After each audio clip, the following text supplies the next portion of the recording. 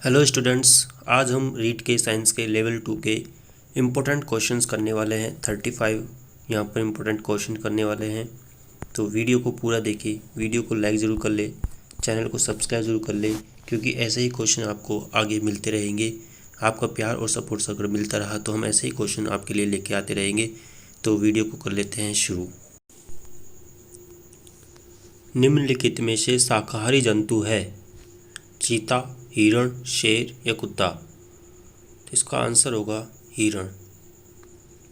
दूसरा सवाल, दाल पादप का कौन सा भाग है? फल, फूल, बीज या तना? तो इसका आंसर होगा दाल बीज है। अगला सवाल, दालों से मुख्य रूप से प्राप्त होती है कार्बोहाइड्रेट्स, वसा, प्रोटीन या भोजन?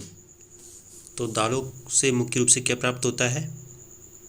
इसका सही आंसर होगा प्रोटीन। अगला सवाल, आलू पादप का कौन सा भाग होता है? जड़, पत्ती, फूल या तना? तो सब जानते हैं आलू पादप का तना भाग होता है। अगला सवाल, भोजन में दाता पोषक तत्व कौन सा है?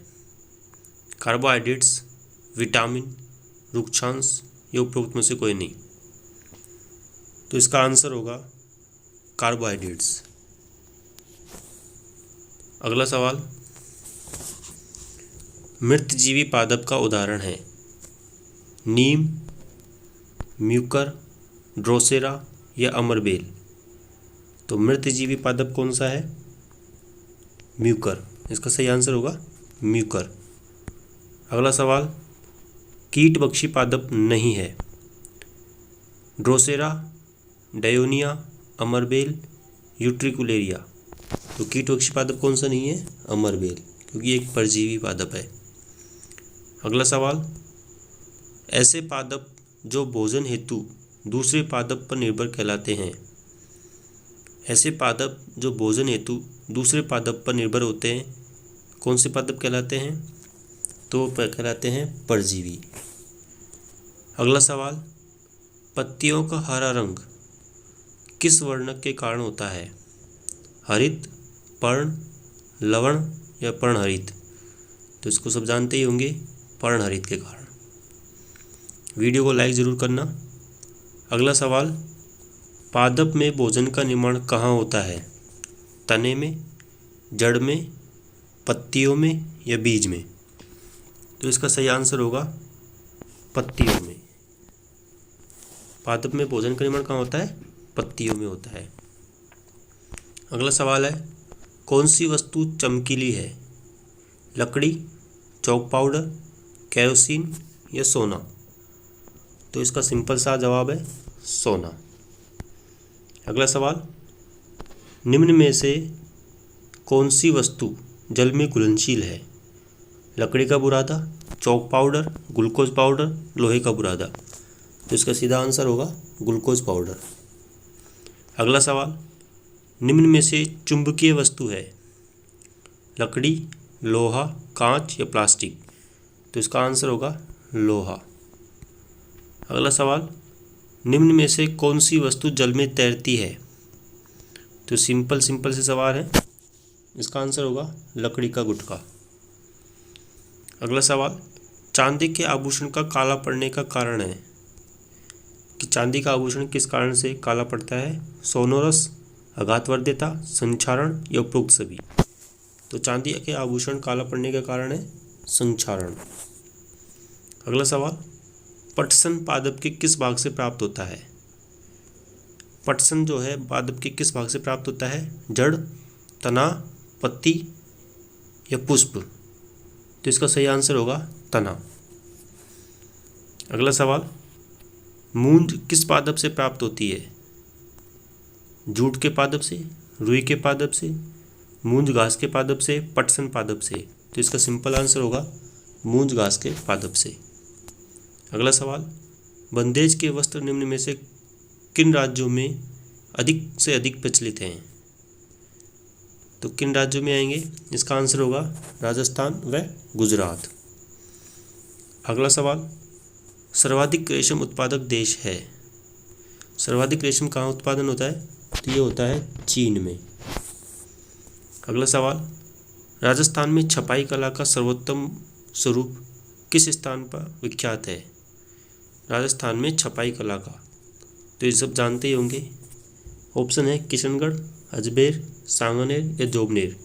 तो इसका सही आंसर होगा सांगानेर। अगला सवाल, रेशम कीट पालन कहलाता है। रेशम कीट पालन क्या कहलाता है? सेरीकल्चर, एपीकल्चर, पिसिकल्चर, ये उपरोक्त सभी। तो इसका आंसर होगा सेरीकल्चर, ऑप्शन नंबर ए। अगला सवाल, रेशम कीट पालन किस पादप पर किया जाता है? शहतूत के पेड़ पर, शीशम, खिजड़ी या उपरोक्त सभी। तो ये इसका सही आंसर होगा ऑप्शन नंबर ए, शहतूत। अगला सवाल, रुई का बिनोल यानी कि बीज से हटाने की प्रक्रिया को क्या कहते हैं? कताई, बुनाई, ओटना या खींचना। तो इसका सही आंसर होगा ओटना, ऑप्शन नंबर सी। अगला सवाल, प्राकृत तंतु का उदाहरण है? रेयन, नायलॉन, डेक्रोन या रुई। तो इसका सही आंसर होगा रुई। अगला सवाल, जांतव तंतु का उदाहरण है? जांतव तंतु क्या है? कपास, नायलॉन, ऊन या पटसन। तो इसका सही आंसर होगा ऊन। अगला सवाल, रेशम कीट का वैज्ञानिक नाम क्या है? तो इसका आंसर क्या होगा? नाजा, गजेला, बोम्बिकस मोराई या राना टिग्रिना। तो रेशम कीट का वैज्ञानिक नाम क्या होगा? बोम्बिकस मोराई। अगला सवाल, गैसीय अवस्था में होता है?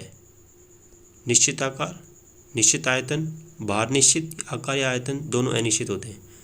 तो हम जानते हैं गैसीय अवस्था में न आकार निश्चित होता है और न ही आयतन निश्चित होता है। इसका ऑप्शन हो जाएगा डी। अगला सवाल, परमाणु के बाह्य भाग में मुख्य कण है? तो बाह्य भाग में क्या पाया जाता है? प्रोटॉन, न्यूट्रॉन, न्यूक्लियन या इलेक्ट्रॉन। तो इसका आंसर होगा ऑप्शन नंबर डी, इलेक्ट्रॉन, जो कि बाहर पाए जाते हैं। अगला सवाल, एक ही प्रकार के परमाणु से बना पदार्थ होता है? यौगिक, तत्व, मिश्रण या मिश्र धातु। तो इसका सही आंसर होगा तत्व। एक ही प्रकार के परमाणु से बना पदार्थ तत्व कहलाता है। अगला सवाल, शक्कर, नमक, कांच, प्लास्टिक पदार्थ क्या कहलाते हैं? तत्व, यौगिक, मिश्रण या फिर ये सभी। तो क्या कहलाते हैं? ये कहलाते हैं यौगिक। अगला सवाल, परमाणु के धन आवेशित कणों को क्या कहते हैं? प्रोटॉन, न्यूट्रॉन, इलेक्ट्रॉन या फिर ये सभी। तो धनावेशित कण कौन से होते हैं? प्रोटॉन, और ऋणावेशित कण इलेक्ट्रॉन। अगला सवाल, ऐसे पदार्थ जिनकी आकृति एवं आयतन निश्चित होते हैं? किनकी आकृति एवं आयतन निश्चित होता है? सब जानते हैं ठोसों के आकार एवं आयतन निश्चित होते हैं।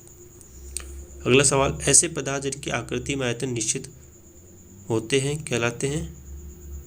सेम सवाल है। इसका आंसर क्या होगा? ऐसे पदार्थ जिनकी आकृति एवं आयतन निश्चित नहीं होते हैं। अब यहाँ पर घुमाया गया सवाल है निश्चित नहीं होते हैं, तो इसका आंसर होगा गैस। वहाँ पर पूछा था निश्चित होते हैं, यहाँ पर पूछा है निश्चित नहीं होते हैं। तो अगला सवाल 34वां, पदार्थ की चौथी अवस्था कौन सी है? ठोस, द्रव, प्लाज्मा या गैस। इसका सही आंसर होगा प्लाज्मा। चौथी अवस्था है प्लाज्मा। लास्ट सवाल आज का 35वां, ये आपके लिए है। कमेंट बॉक्स में कमेंट जरूर करना, सजीव एवं निर्जीव के बीच की योजक कड़ी क्या कौन सी होती है? विषाणु, जीवाणु या फिर ये सभी। तो इसका आप कमेंट बॉक्स में कमेंट करके हमें आंसर बताएं।